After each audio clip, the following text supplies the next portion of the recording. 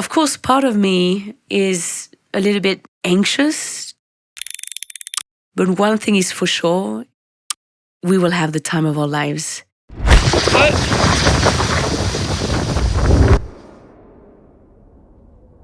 The Arctic is one of the fastest warming places on Earth. And Greenland is certainly today the largest contributor to sea level rise. Greenland is, at the moment, losing 30 million tons of ice every hour. And our present and our future is directly in the hands of the polar regions. And the world needs to know about this. My name is Heidi Sevestre. I'm a glaciologist. I study ice all over the world. I work for the Secretariat of AMAP, the Arctic Monitoring and Assessment Program, a working group to the Arctic Council. -8,5 degrés. My name is Matthieu Tordeur. I am a French explorer. I've been leading expeditions for a decade now. My work is dedicated to raising awareness about climate change. This expedition is taking place in Greenland. We'll travel from south to north in the most sustainable possible way to make sure we don't have a negative impact on this fragile environment.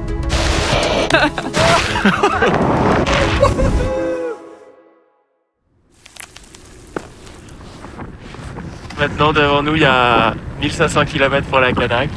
Un mois max. Jour de nourriture. En tout cas, condition parfaite pour commencer, mais ça va pas durer là aujourd'hui. Ouais. On y go? Allez.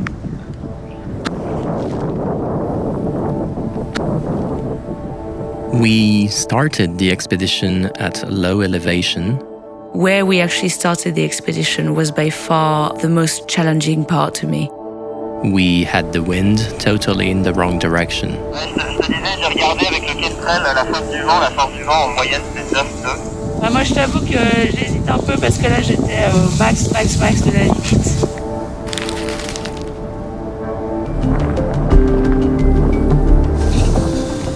Brouillard aujourd'hui.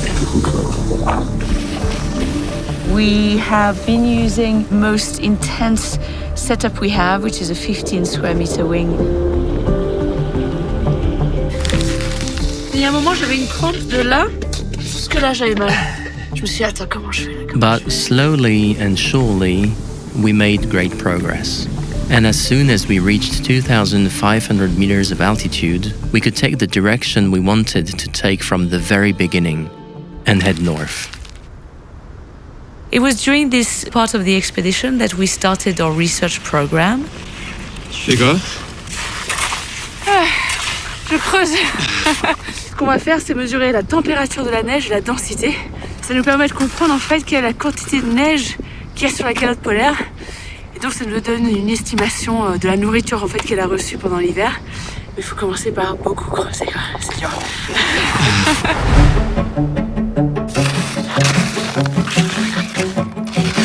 Du boulot d'être glaciologue, hein? Petit bureau. Faire comme ça, comme ça, comme ça. 60 grammes. Ouais, un peu moins de 60 grammes. Allez. So this is how we decided to split the work between progressing and doing science. Le kiff total. Là, je vais prendre un petit échantillon de neige, vérifier après dans la tente en faisant fondre la neige, voir s'il y a du noir de carbone ou s'il y a de la pollution. Je vais prendre le point GPS dans lequel on est, et puis ça ira en laboratoire, on verra ce qu'il y a à l'intérieur de cette neige.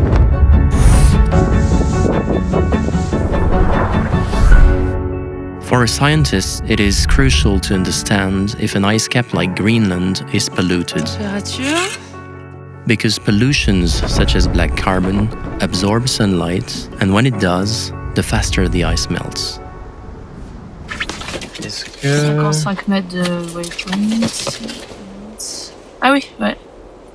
Qaanaaq doit être là. Ouais, si on arrive à faire ce bout-là, on sera trop magnifique, longtemps. ouais. On sera trop longtemps. We had some of these incredible days with Matthieu, being able to cover sometimes 180 kilometers, 200 kilometers. 195 km. Oh my god! It was formidable for me to see that when the wind is right, when the surface conditions are perfect, we can really make a ton of progress. Bien ouais, Matthieu Tordeur. 200 bornes. 201. 201. Ah ouais, 22h46. Ah, quand même. At this time of year, it's daylight all the time, so the sun never sets. Sometimes it could be very mentally draining because you're in an environment where there's not much stimulation. Physically, a polar expedition is always demanding. We often travel for hours in the same direction, relying on the same arm and same leg, which can be incredibly tiring. Merci.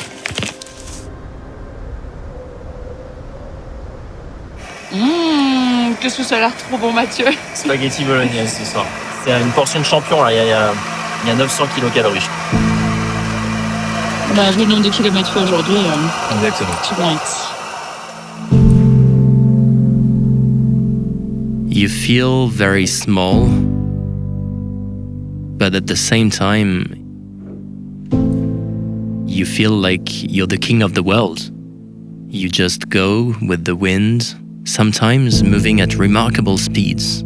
I recall times when we reached 35 or 40 km per hour.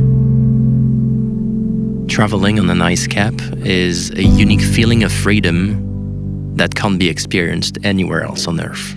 Aujourd'hui, notre présent et notre futur à tous dépendent de cet environnement. Un environnement qui est littéralement un géant au pied d'argile que nous devons absolument préserver.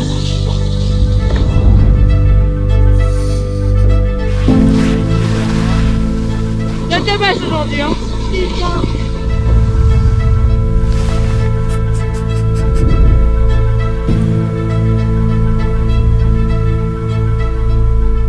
On an expedition like this, preparation is everything. It's vital to ensure our gear and equipment are ready, but it's also crucial to know exactly where we're going. And for that, we are incredibly grateful to Airbus for providing us with high-definition images and very accurate data. So what's going to happen to our data? These snow density measurements are going to be integrated to larger data sets that all together will give us a clearer picture of the response of the Greenland ice sheet to climate change. Heidi, being a glaciologist, was very keen on digging holes. You have to understand that an ice sheet like Greenland isn't just made of ice. Snow pits are basic, yet it's a very important measurement to perform on glaciers and ice sheets. C'était la première. Je fais quoi, je me laisse glisser, non? T'accroches pas au... Ah, c'est trop beau! Ça, c'est vraiment un exercice qu'on fait assez régulièrement pour étudier, en fait, tu as toute l'histoire de la neige qui tombe sur la calotte du Groenland. Donc ça, c'est une chute de neige? Ou c'est... Enfin, ou... C'est probablement un épisode, ouais. C'est un épisode d'une grosse chute de neige. On a l'impression hein, quand t'as une certaine homogénéité. Les lignes, là, c'est... Quand c'est gelé, c'est... Ça nous indique qu'il s'est passé quelque chose à cette neige, qui est vraiment un événement de fonte très important. Et ça crée ces lentilles de glace où la lumière passe très bien. Ouais, ça c'est le Snowpit des champions. Eventually, having made great progress north, we had to change direction for the last time to join the northernmost village in Greenland.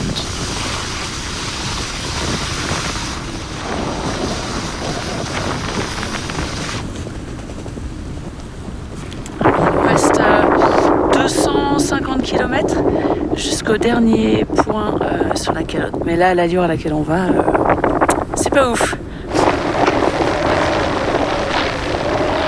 It was pretty nerve-wracking as we couldn't miss the last big turn.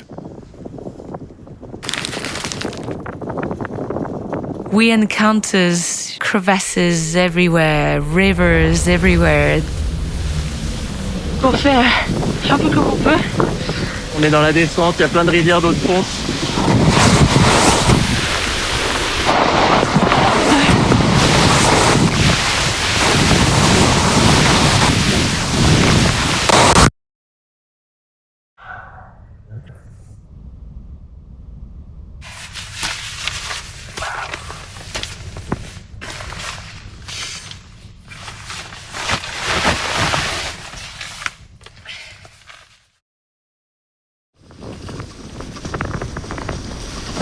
But I will always remember the first time we saw mountains.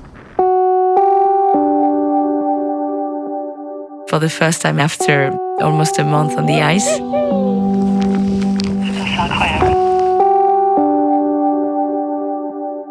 And it marked the end of the expedition. Ça y est, on y est. Une montagne juste derrière, on arrive à Qaanaaq, c'est incroyable. Oh, le sentiment est complètement dingue, absolument dingue. C'est pas des nuages, c'est bien des montagnes. It was the first geographical feature that we saw in weeks. And seeing those mountains meant we were getting closer and closer to Qaanaaq. Et là, on revoit pour la première fois les montagnes et bientôt retour à la civilisation. Ça va ? Attends, je crois que je suis juste d'accord. We completed the expedition in just 3 weeks, which, thanks to amazing conditions, was a bit faster than we had planned. En bas du fjord, on a 120 kilos de matos chacun. Et c'est pas évident. On a à peu près 8 km à parcourir. Là, on a 300 mètres de neige, donc on en profite. Mais ensuite, il va falloir mettre tout ça sur notre dos. Donc, gros boulot. Mais c'est ça la fin d'une expédition du mois de juillet. With the kites, we learned with Heidi that we could do science differently. To me, there's certainly a great potential to conduct more expeditions like these in extreme polar environments while reducing our carbon footprint.